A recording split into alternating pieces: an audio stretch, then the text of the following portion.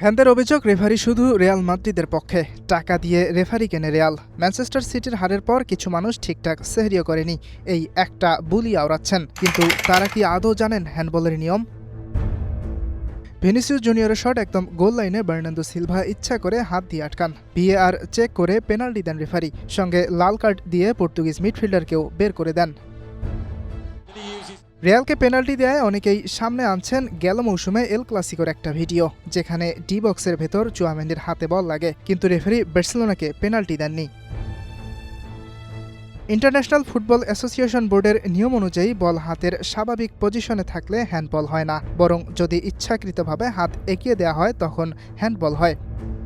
চুয়ামেনির হাত স্বাভাবিক অবস্থানে ছিল এবং তিনি বল আটকানোর জন্য ইচ্ছাকৃতভাবে হাত বাড়িয়ে দেননি, কিন্তু সিলভাকে দেখা যায় ইচ্ছাকৃতভাবে হাত বাড়িয়ে দিয়েছেন।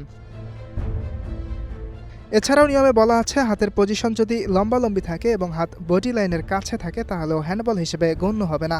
চুয়ামেনির হাত বডি লাইনের সাথেই ছিল, কিন্তু সিলভা হাত আড়াআড়ি করে শরীর বড় করেছেন, যা রুলসে স্পষ্টভাবেই নিষেধ করা। নিয়ম অনুযায়ী পেনাল্টি দিয়েছেন রেফারি। ইয়াসির আরাফাত সবুজ, স্টার নিউজ।